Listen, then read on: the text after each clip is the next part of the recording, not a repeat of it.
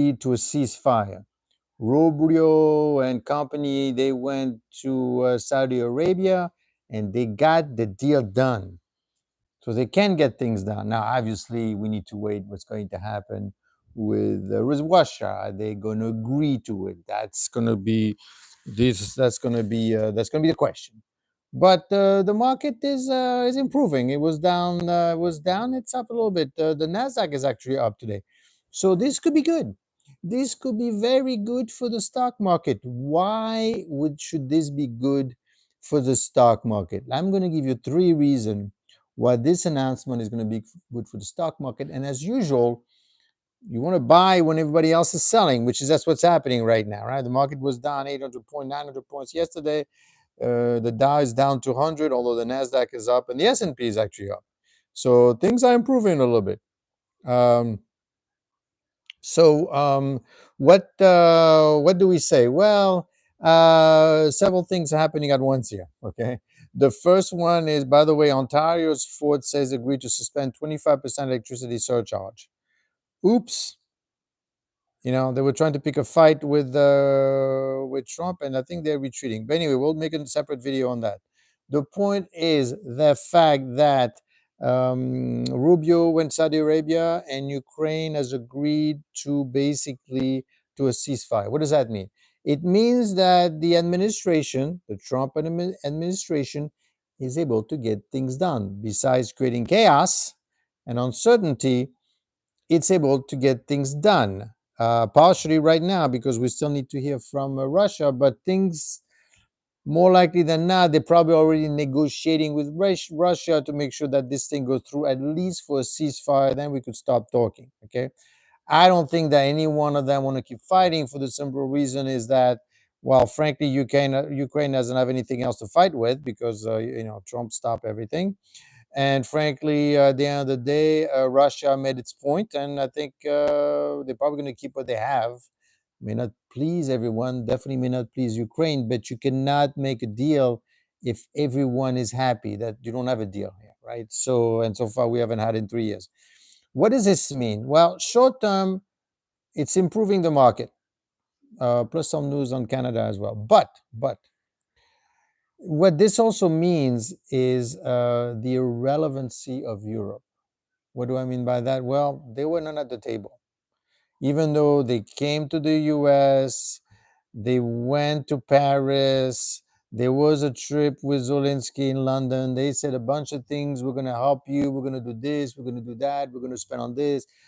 But they never got anything done, unfortunately, right? Well, but you cannot fight this war without the US. That's impossible. We spent a lot of money was given. You need the Starlink, you need a bunch of things to help fight this, and you can't do it without the US. And Trump, hard tactics, said, you know what? That's it, we stop. So ceasefire in Ukraine.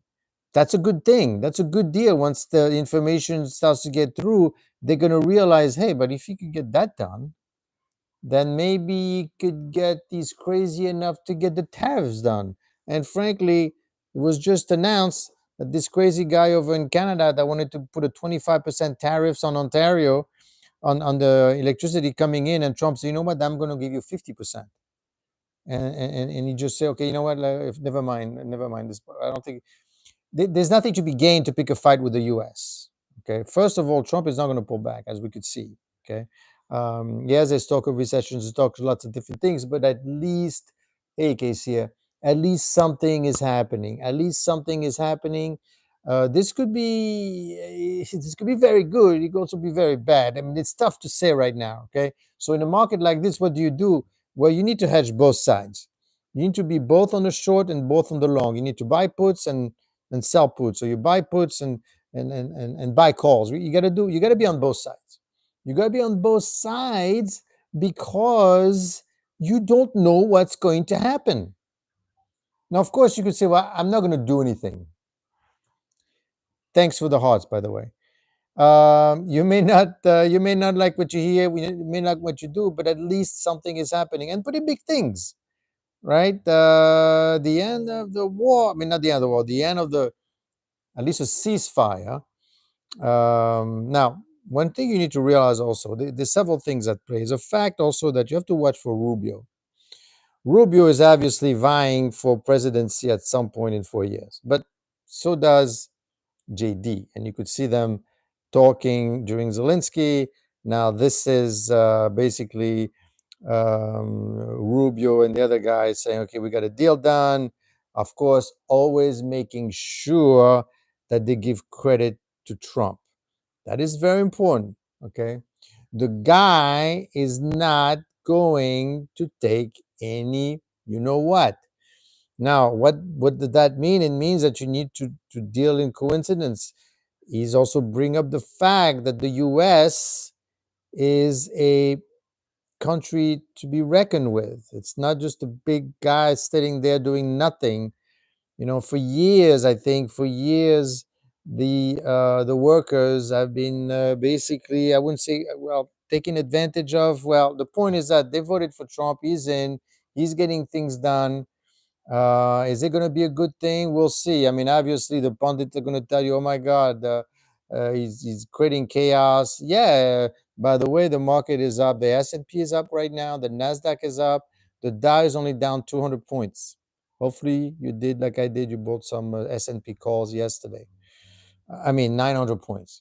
Now, keep in mind, at the end of the day, we only worry about so much about politics. We want to make money in the stock market, right? So, how to make money in the stock market? You got to buy when everybody is selling. And right now, everyone, well, at least yesterday and today, people are selling. That's when you buy. I know it's scary because you're the only one doing it, right? You want to buy when anybody else is buying, which I did that at the end of the year. Remember at the end of the year, the market was going up like that, and we're buying when everybody else was buying, buying when everybody else is buying. And then the Fed said, you know what? I'm not going to do forecast, I'm going to do. And then, of course, if you ended up going with looking at Tesla, you got even hurt even more, right? So there was a lot of pent up demand, a lot of uncertainty. Then Trump came in, and the tariffs and security and the recession. So all these things are piling up. And as an investor, you got to wonder what the heck is going on. What's happening? Well, uncertainty is happening, but yet you need to be in the stock market. Okay, what is the best time to buy in the stock market? When everybody is selling, because you're buying very cheaply. One thing you need to know about the stock market, it's all about the story. Yesterday, it is not a big surprise. It's not a big surprise that Tesla was down 14%, right? 14% in a year where they're going to announce incredible things in terms of SDV, self-driving vehicle, and a bunch of other things that happen for the company. The thing is, Trump, Musk are extremely tied together now. So, like a vote for Trump is a vote for Elon Musk. And if you don't like what he does, you're hurting Musk. Now, of course, they're going to tell you, the guy should be more focused on building cars. What do you think? He's one building the cars. He doesn't do anything. He's a manager, so he's running around and he's doing a bunch of different things, right? And obviously that hurted the stock quite a bit. Remember that stock was up almost close to $500 in December, and now it lost half of its value. How? Something happened? No, I mean, people just don't like the fact that we're going to have tariffs and Trump uncertainty. The Dow now is down 164. We actually going to end up being positive here. Why? Because the market is all about telling a story.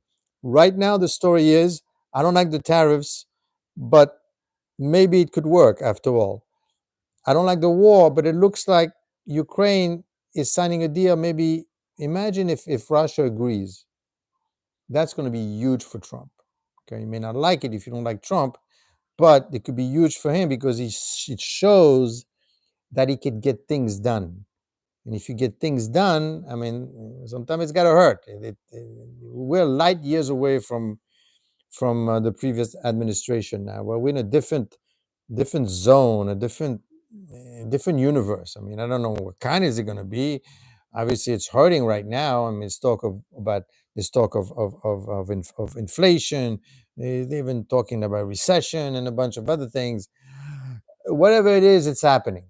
So whenever something is happening, you got to hold on to your knickers because it could be positive. Why is it going to be positive? I'm going to give you two reasons why it's going to be positive. First, we have certainty. Second, you cannot do without the US, right? You cannot do without the US. So remember, he said it's golden age, and the US is ratcheting it up. The talk is coming together as something to be reckoned with, right? Not to be used or abused, something to be reckoned with. And listening to the US, obviously, right? I mean, Zelensky agreed. So obviously they made him a deal. I know that the deal does not include the rare minerals, okay? But because he said, listen, I mean, I need to save face, but however it is, he got it done. Let's see what happens next. Let's see how it get resolved. But I'm telling you now, as I'm speaking, the market is turning positive. I mean, the Dow is still down, but the S&P is up and the Nasdaq is up 1%. Remember yesterday what happened to Tesla?